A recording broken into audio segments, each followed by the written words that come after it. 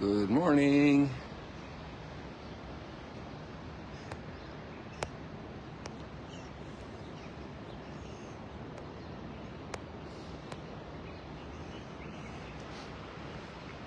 Top of the morning to you all.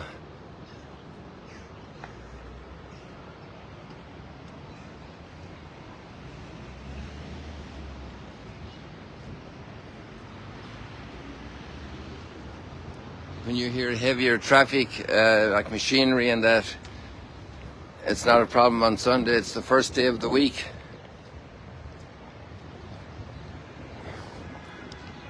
And actually, we don't celebrate the last day of the week. We celebrate the first day of the new creation as Christians.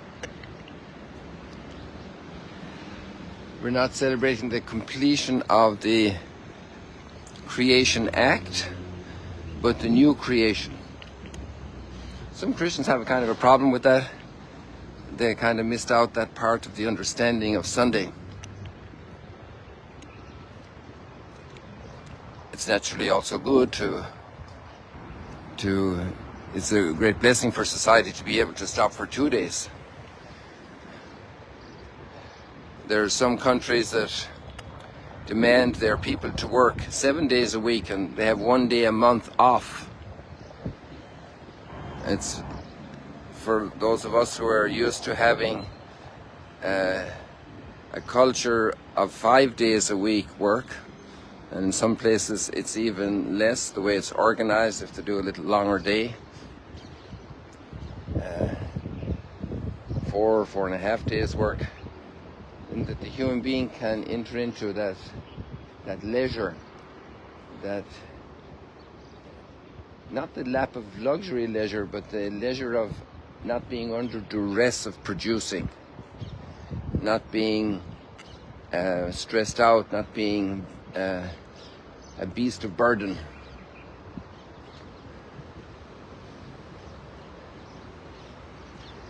I have to share some little thing. Yesterday, my sister and I, Celine, we walked to Shaarei Zedek Hospital. We passed by this building over here. Maybe I should get another view of it. Yeah, it's pretty good. So behind the crane you have a building there, a very tall building, Terra Sancta College, and maybe very close to it we can see another building. But actually in the last couple of years this tree here in the foreground here by the French hospital has grown a lot, and you can just see it right under the branch there in the corner of this close building, the dome of the chief rabbinate of Israel. But that was only not even a quarter of the way there, and it was to visit a good friend who was very supportive and kind for every Sunday morning here in Notre Dame, and she's recuperating from some surgery and getting back on her feet. And there wasn't anybody on the streets, just a couple of security vehicles. And we could cross major intersections, 8 or 10 lanes, nobody on the streets. This Yom Kippur experience was very strong. I don't think my sister had done that before. I discovered that a long time ago when I was here first. But walking on the streets, the roads, children with their bicycles on the main intersections, you could even see the parents taking out the children to have the experience. And the amazing thing that a country can shut down for a complete day. There's a shutdown every Shabbat. Yesterday was also Shabbat and also Yom Kippur. But to have a day for prayer, for reflection, for quiet, in this case, for fasting, it's quite an impressive cultural reality. And sometimes we're always on the run, always chasing. It's a very good thing to be able to do that. In our Western world, we need to find times for that. Obviously, our Western world also has a practice of lots of vacations in other ways, and so maybe that is a way to compensate for that human need.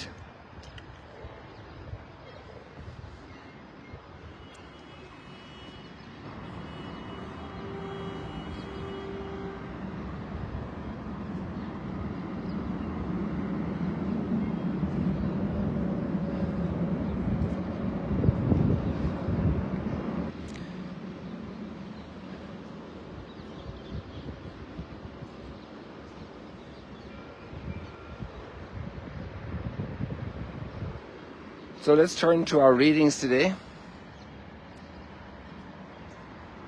I hear a different type of set of bells, and they're earlier on the weekdays. They're earlier than on the weekdays. I'm not sure if they're Greek Orthodox bells, or they're here from the Holy Sepulchre maybe, probably, but I can't. Can you hear them?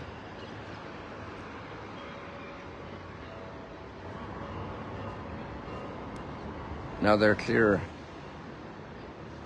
Depends on how much background noise there is.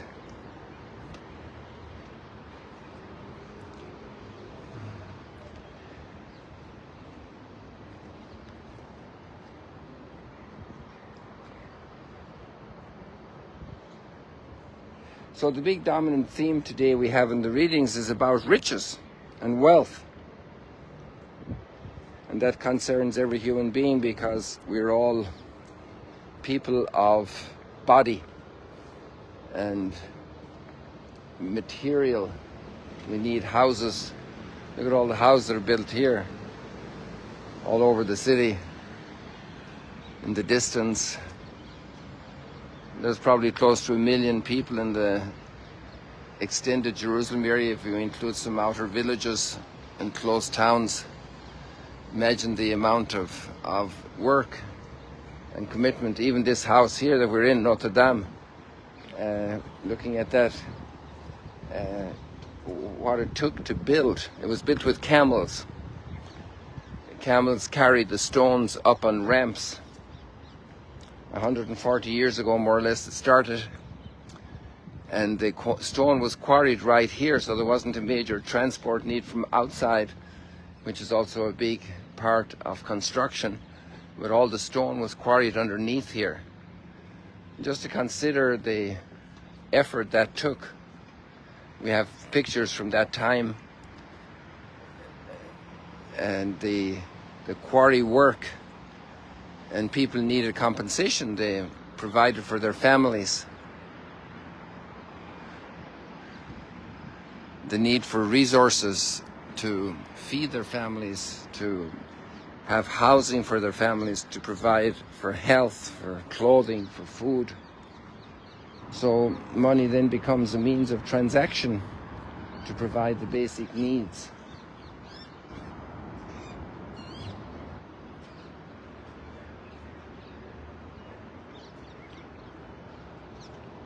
There's another word for money as well as currency, right?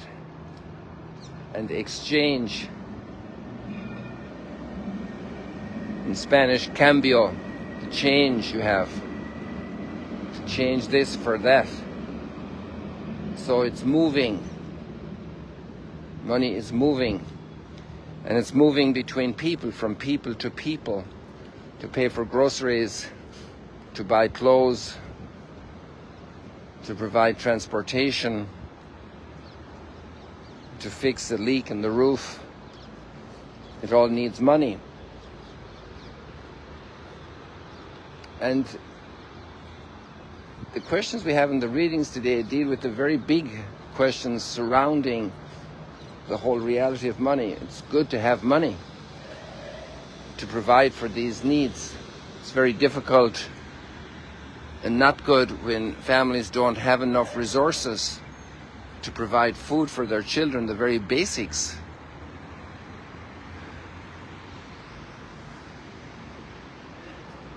And so this topic occupies the mind of the writers over 2,000 years ago. I'd like to start with a more general topic first, which is in the Psalm. Fill us with your love, O Lord, and we will sing for joy. Fill us with your love, O Lord, and we will sing for joy.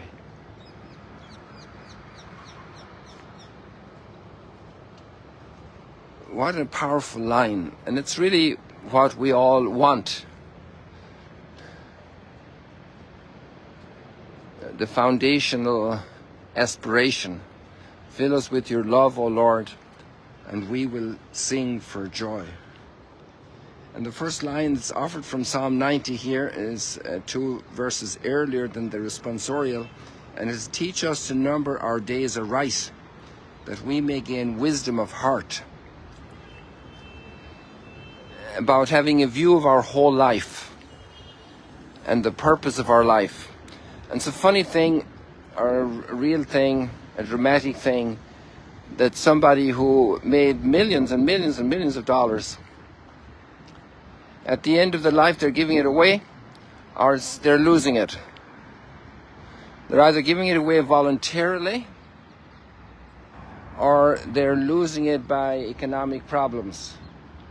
Devaluations, change in trade routes, the business is lost, there isn't enough turnover to keep it going, they have to close down. Again, we have that change. Things are changing. So to have a view over the changes of things is part of knowing about the value of money, or its lack of value, which is probably the big theme here today, that money lacks value, and not just because it declined in economic value today, but it actually can't deliver what many people demand that it deliver happiness, that it deliver peace, that it gives rest to our soul. Naturally, not to have sufficient creates anxiety. Not to have sufficient to buy food creates anxiety. And people lose work, factory closes down, 1,000 jobs are lost in a town, 1,000 families are deprived of that income. A decision is made that's impossible for these workers to influence. Even if they had a trade union and do a strike, the company no longer has a market.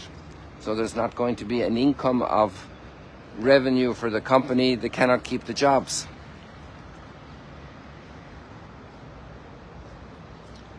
And so we have the Book of Wisdom. There's a lot of maturity of thought in this in the scriptures.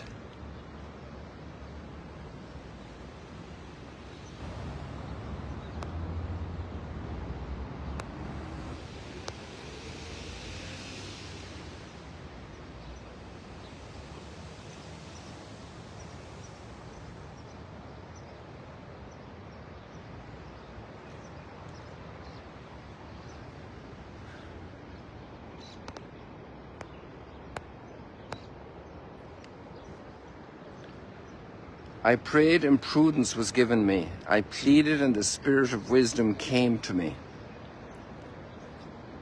I preferred her to being king. I preferred wisdom to being a king. Instead, if I have an option, do you want to be a king or do you want to have wisdom? Prefer wisdom. This is what this writer of the Book of Wisdom is saying. I preferred her to scepter and throne. And I deemed riches, money, nothing in comparison with her. Jewels, pearls, a beautiful house, a palace, great buying power.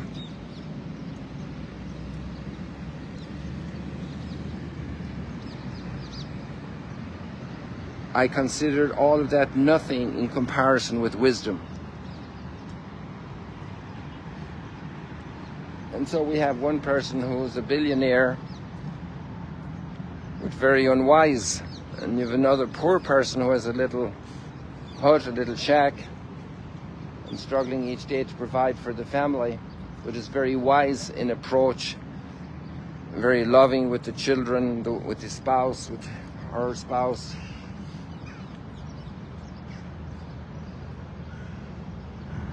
Nothing is comparable to wisdom.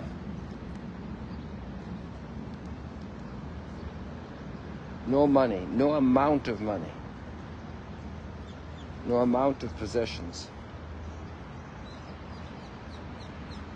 Before her, silver is to be accounted mire, muck, dirt.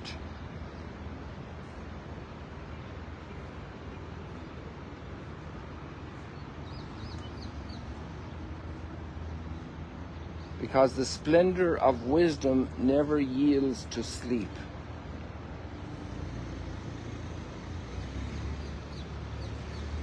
Interesting thoughts, right?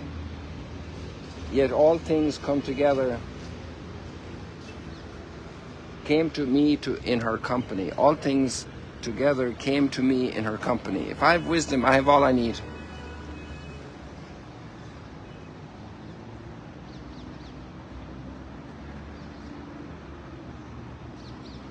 And then we have the rich young man in the gospel coming to Jesus and saying, "What must I do to enter the kingdom of heaven?"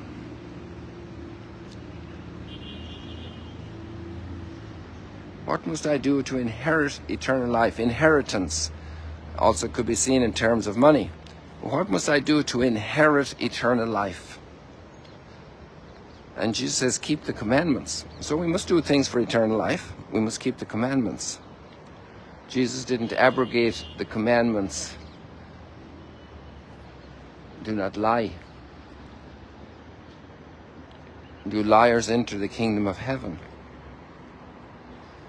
Do not steal.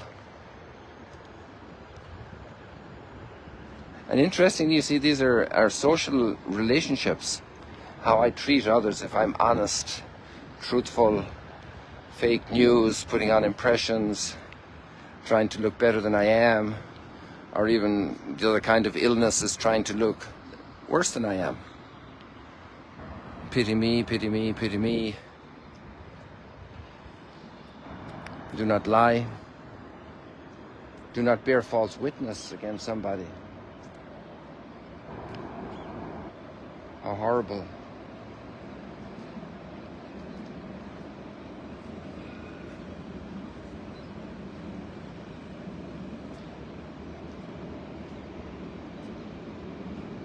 Honor your father and your mother. Many times there's a breakdown of family relationships. And everybody who helps a family relationship, any family relationship, even outside their own family, is a huge blessing to our world. Because every healthy family relationships are one of the greatest sources of peace and life and goodness and serenity, ability to be able to help others.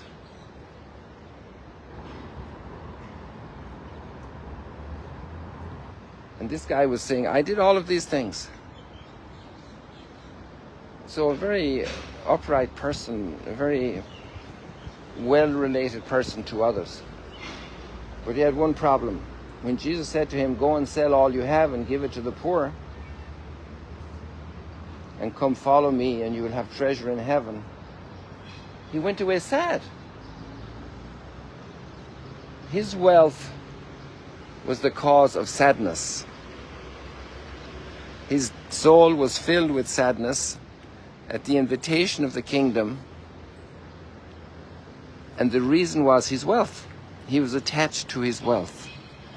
He put too much emphasis on the importance of possessions. We have that beautiful prayer in the Our Father, give us this day our daily bread. What we need for today, biblical wisdom. He had huge wealth. And huge wealth is a very relative thing. It depends on the economy, on the culture, on the standards.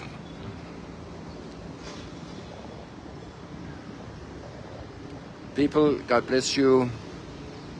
See you later, alligators. Have a beautiful Sunday. May your heart be free so you can be filled with joy. Lord, let us know your love so we can be filled with gladness.